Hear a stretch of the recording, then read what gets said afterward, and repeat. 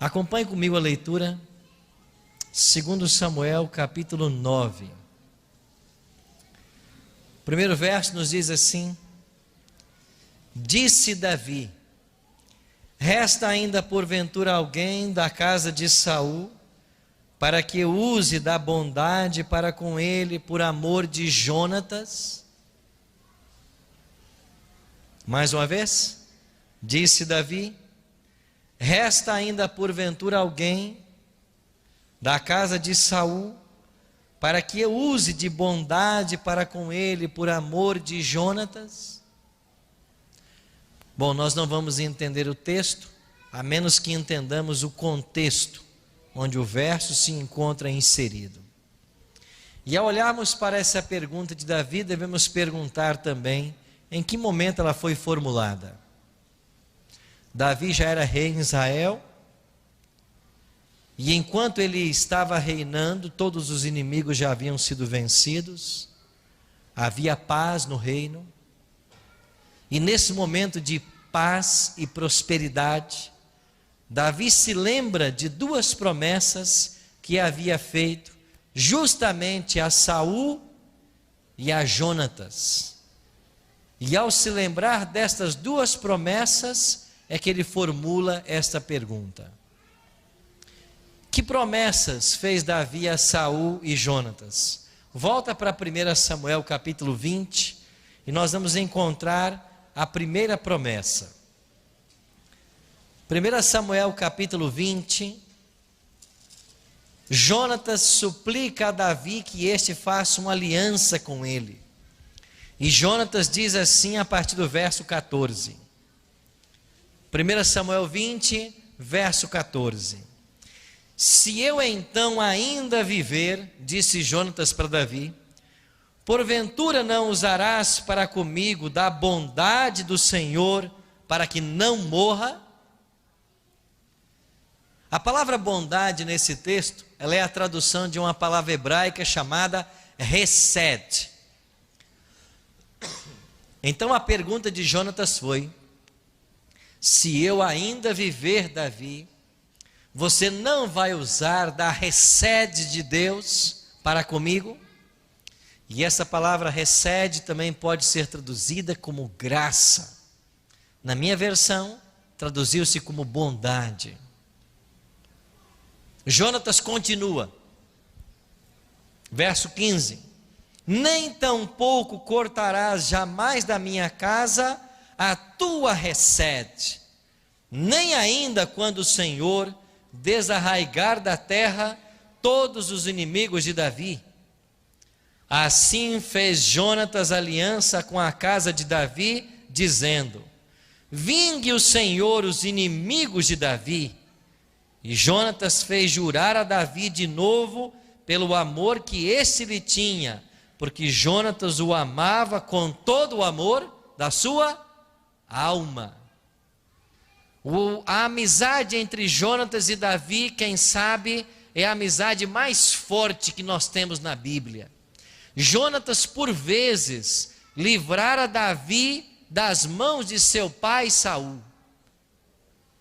E sabendo que um dia Davi reinaria sobre Israel, Jonatas faz um pedido para ele: um dia você vai ser rei, mas me faça uma promessa agora, faça uma aliança comigo.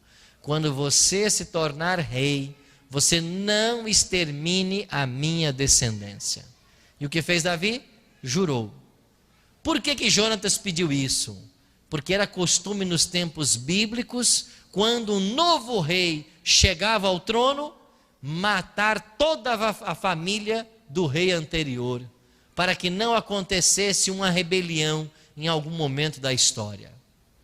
Então, sabendo que todos poderiam morrer, Jonatas já fez o seu pedido: não extermine a minha descendência. Agora vamos para 1 Samuel 24.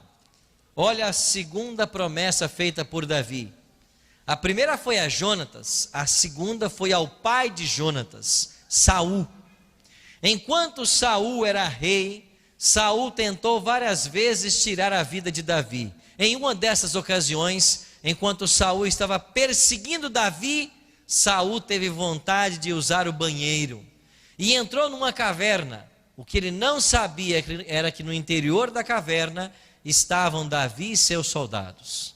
E quando os soldados de Davi viram o rei Saul entrando, disseram assim para Davi: ele não quer tirar a tua vida? Agora vá você e tire a vida dele. Deus o colocou nas tuas mãos. E Davi disse assim: eu levantar a minha mão contra o ungido do Senhor, jamais faria isso. Mas Davi silenciosamente se aproximou de Saul e cortou um pedaço da sua roupa e voltou para o interior da caverna. Quando Saul saiu, já estava a certa distância, Davi também saiu e gritou por Jonatas. E quando Jonatas olhou, ele disse assim: por que é que você, rei Saul, está me perseguindo?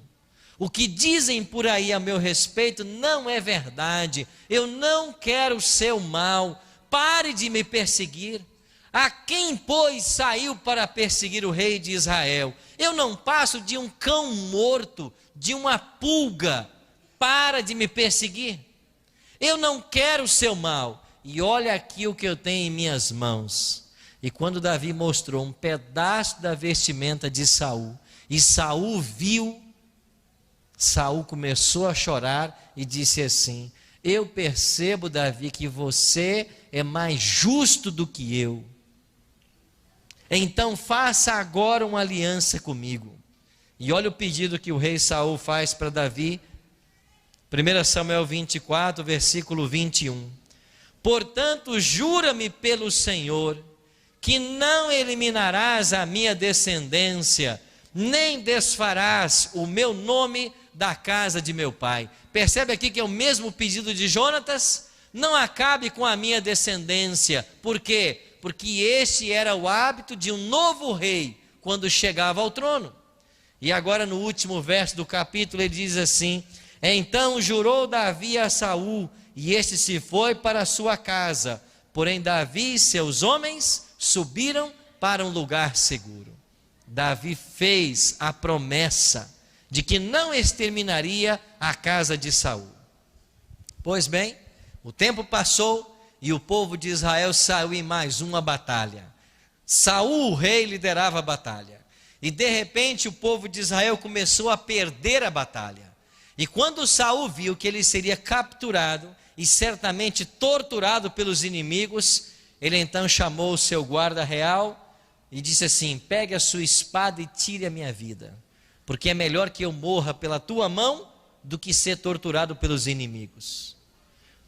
O soldado que tinha a função de proteger o rei disse assim: eu tirar a sua vida? Jamais, eu estou aqui para te proteger. E Saul, sem ter opções, pegou a sua espada, a prendeu entre pedras e lançou-se sobre a espada. Quando o guarda viu o rei tirar sua vida, ele pensou: eu que não vou ficar para ser torturado e morto. Pegou a espada e também tirou sua vida. Só que enquanto o guarda morreu, Saul não estava morto, ele estava agonizando. E apareceu por ali uma amalequita, e o rei Saul disse assim: ei, vem aqui, termina o serviço. Eu tentei tirar minha vida e não consegui. Os inimigos se aproximam, então vem aqui e me ajude.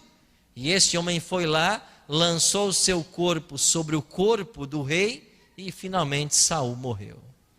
Naquela guerra morreram, naquela batalha morreram Saul, morreu Jonatas, a família real morreu. E a notícia chegou lá de Jezreel, na casa real, e disseram assim lá no palácio: olha, o povo de Israel está perdendo a batalha, a família real foi assassinada, salve-se quem puder. E quando esta ordem foi dada,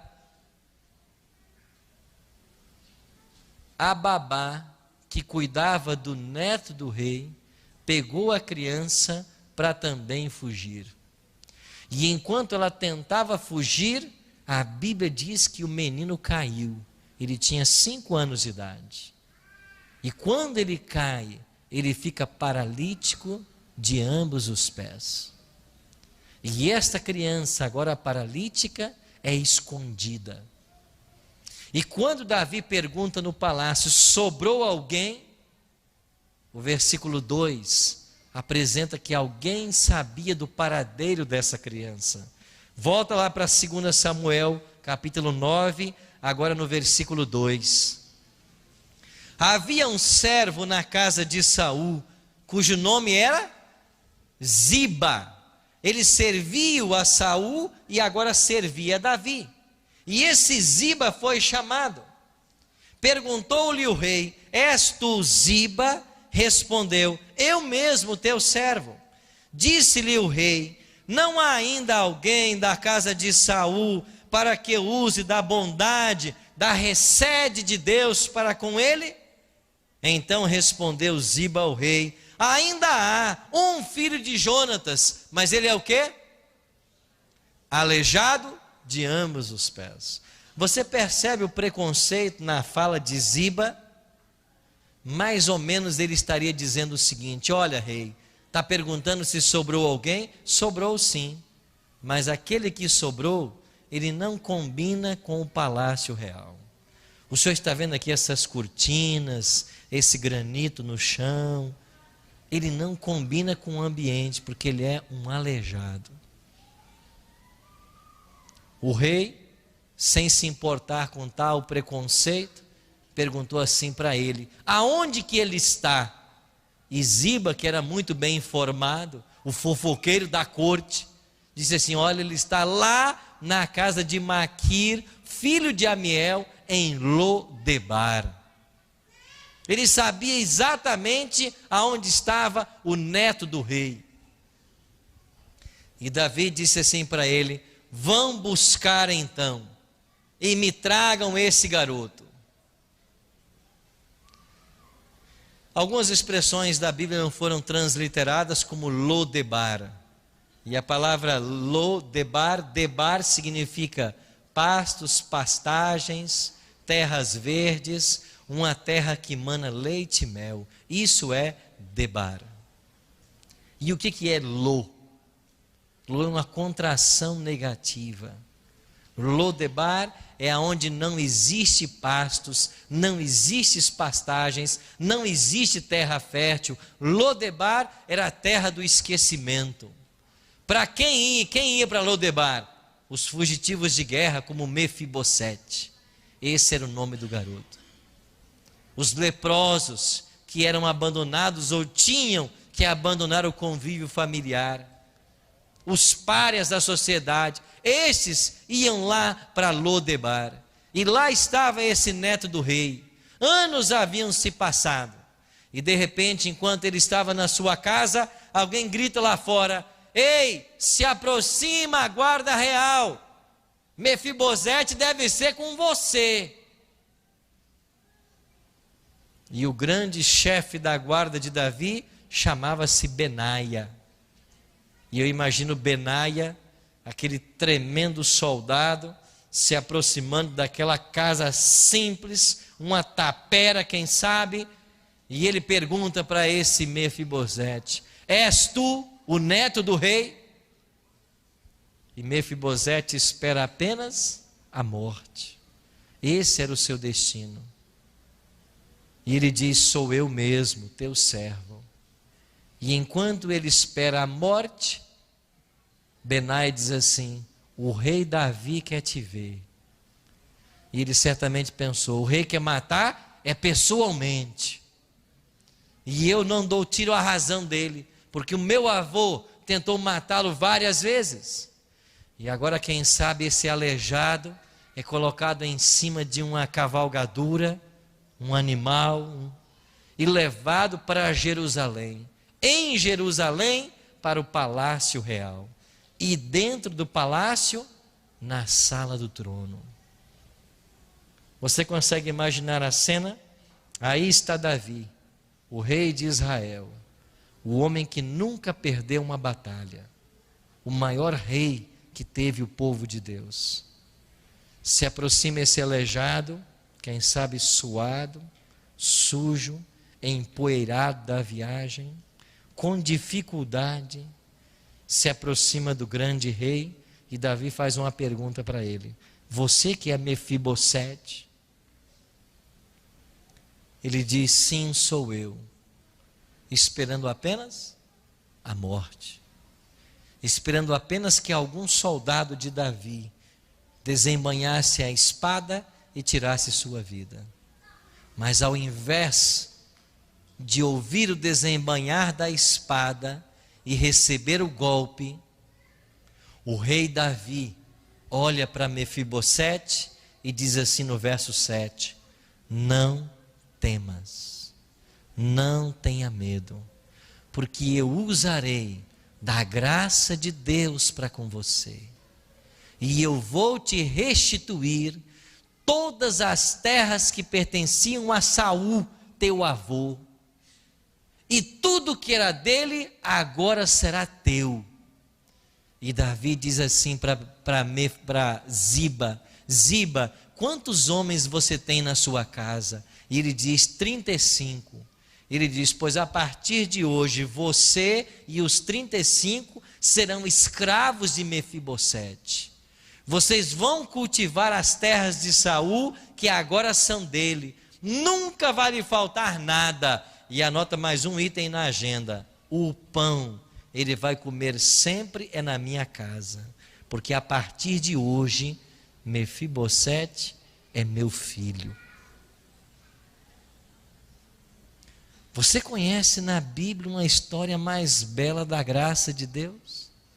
Alguém que merecia a morte, mas sem merecer, ele recebe de volta tudo que pertencia à sua família e ainda será tratado como filho do rei.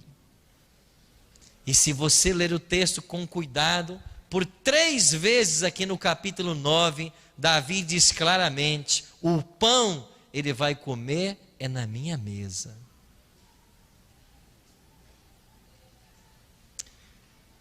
Eu queria que você imaginasse a cena. A mesa do rei é posta. Tudo está pronto para a refeição. E ali estão as cadeiras para receber os filhos do rei. Quantos filhos tinha Davi? 17.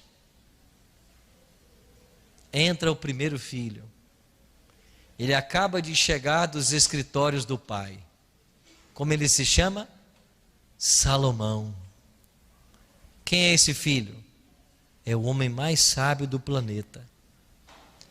A Bíblia diz assim: antes dele não houve e depois dele não haverá homem mais sábio do que Salomão. É esse homem que entra e se assenta à mesa. Aí vem o segundo filho de Davi. Quem é agora? O Miss Universo, Absalão. A Bíblia diz que ele era o homem mais lindo da terra. Da planta dos pés ao topo da cabeça, não tinha defeito. Ele era um homem lindo. E ele entra e se assenta à mesa. À mesa, além dos filhos, também se assentavam os valentes do rei. E sabe quantos valentes tinha Davi? 37. A Bíblia menciona cada um por nome. Um deles, certa feita, estava guerreando pelos exércitos de Davi. E de repente o exército foi desbaratinado e ele se viu sozinho. E quando ele percebeu que ele estava sozinho no meio dos inimigos, ele pegou sua espada e disse assim: eu vou lutar pelo Senhor e por Davi. E sozinho naquele dia, ele matou 800 homens. Quando deu o pôr do sol e a guerra tinha que ser interrompida, a espada não caía mais das suas mãos. Ela havia entrado dentro da carne de tanta gente que ele matou por sua lealdade a Davi. É esse tipo de homem que entrava e se assentava. Agora chegam mais 3 valentes. Sabe qual é a história deles? Um dia eles estavam perto de Davi e Davi mencionou para si mesmo: eu estou com uma sede, mas eu não queria dessa água aqui, eu queria daquela água do poço de Belém, porque aquela água lá tem um teor diferente, ela tem um sabor, ela tem um pH diferente. Os 3 ouviram e um disse assim: o rei está com sede, vamos lá em Belém buscar água para ele? O outro disse assim: você se esqueceu que os filisteus estão acampados em volta do poço?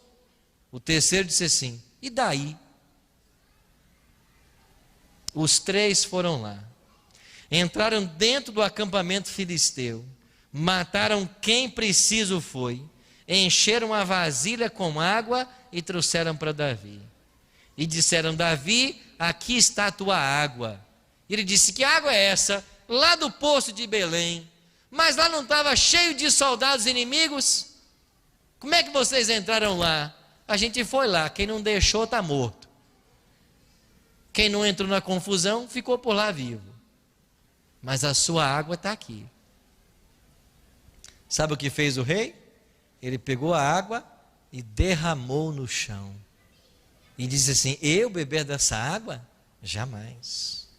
Mas eu louvo ao meu Deus pela fidelidade dos homens que eu tenho. É esse tipo de homem que entrava e se assentava. E quando a mesa estava posta, todos já estavam no seu lugar. Alguém tentava pegar um pão e o rei disse: ei, espera um pouquinho. Nem todos estão à mesa. E eu fico imaginando que os filhos se olharam assim: mas pai, todos já chegaram. E Davi disse: não, falta um. Falta Mefibosete. E quando Davi diz assim: falta um, no palácio real ouve-se sons surdos de uma muleta que se aproxima. É Mefibosete. Ele vem com muita dificuldade. E quando ele chega à mesa, ao lado de Davi, com dificuldade, ele sobe na cadeira. E quando ele se assenta, ele olha para Davi e disse: pai, desculpe o atraso. Davi disse: filho, aqui ninguém teria começado sem você. E quando Davi olha para Mefibosete, assentado à sua mesa, a mesa do pai cobre todos os defeitos. A mesa, ele não é mais um aleijado, ele é filho. Você conhece uma história mais bela da graça de Deus do que essa? Quando nos assentamos à mesa, a mesa do pai cobre todos os nossos defeitos. Nós não somos estranhos e peregrinos. Nós somos filhos. Porque a recede de Deus nos alcança, nos perdoa e nos transforma.